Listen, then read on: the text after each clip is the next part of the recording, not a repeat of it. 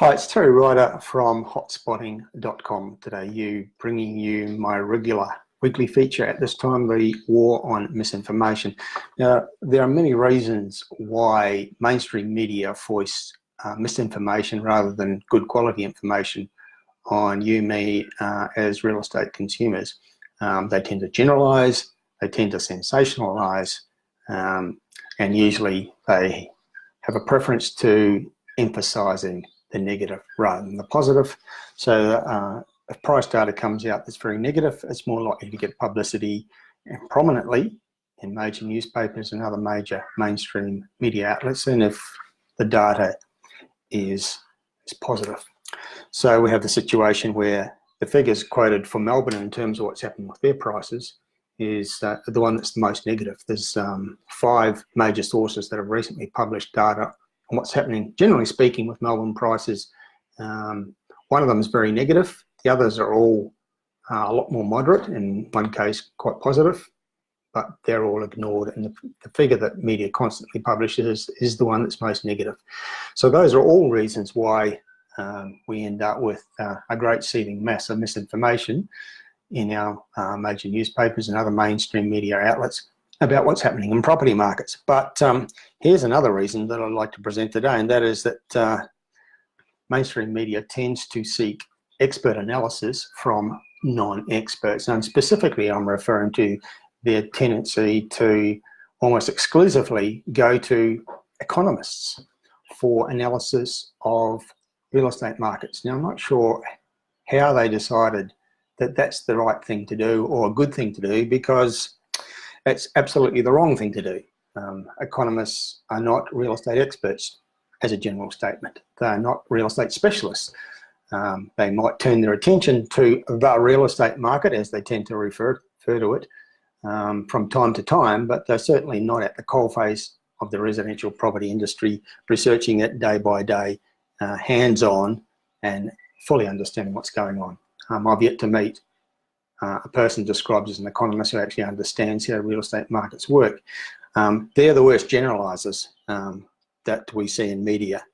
Generally, an economist asked to comment on real estate issues will talk about the Australian property market as one market. They will talk about what's happening with Australian property prices, generalizing for the whole nation, and that's incredibly misleading. A huge source of misinformation, because we have multiple scenarios playing out across the country, all driven by local conditions. So a case in point is what appeared in this week with domain.com.au, one of our major real estate websites, generally a source of pretty good, reliable information on what's going on in real estate markets. But the headline that they published yesterday, in fact, was what now for Sydney's property market? 5 experts give their predictions. Well, in actual fact, no.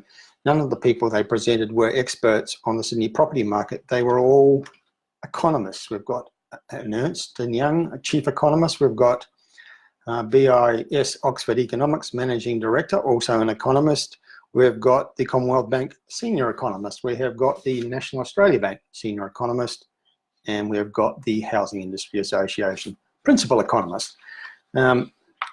So yeah, 5 experts, so they said, but they're all economists, and they're all people who occasionally turn their attention to what's happening with real estate, and even less often what's happening with the Sydney market. So, and what we got in this article on Domain was just a whole lot of generalised motherhood statements referring to the Banking Royal Commission and the upcoming federal election, and whether interest rates are going to, or the official interest rate anyway, is going to be cut as the next movement, or is it going to be put up?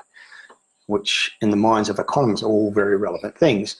They fail to understand, I think, that real estate markets are fundamentally driven by local conditions. So it's not about all these national factors, it's about what's happening on the ground in the local market. And that's why we have these different scenarios playing out across the country at any point in time, including right now. So I don't think there's anything in this article which proclaimed that 5 experts were giving their prediction that actually tell us anything that's useful about what's happening in the Sydney market or what will happen. We've actually just completed our some edition of the Price Predictor Index, and it contains detailed analysis of what's happening in Sydney.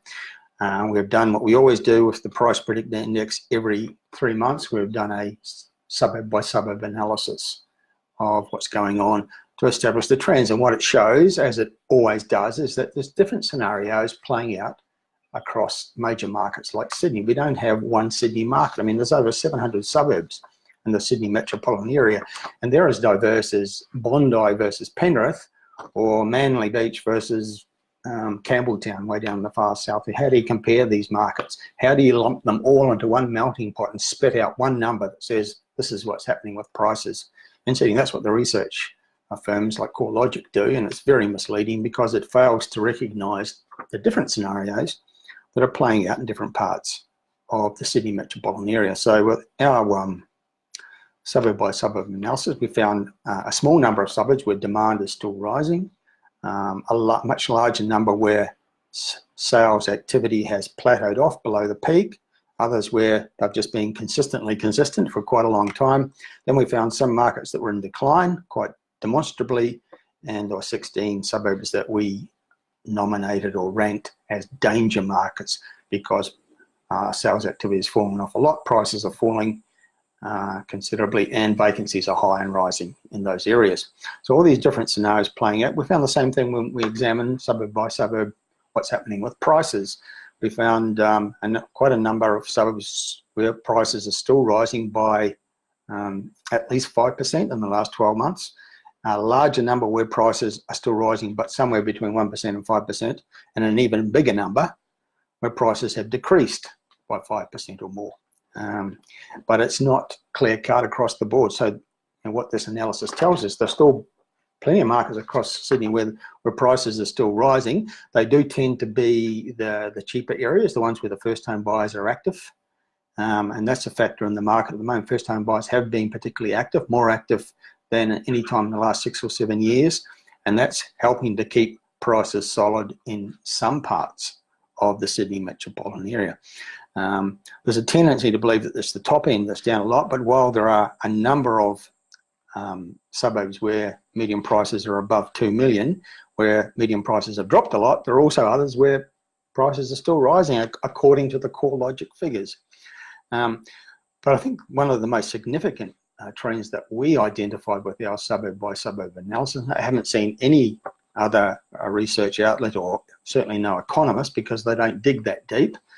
They just generalise, and certainly media hasn't highlighted this point, and that is we found suburb after suburb where the median house price was down quite a bit, but the median apartment price was up.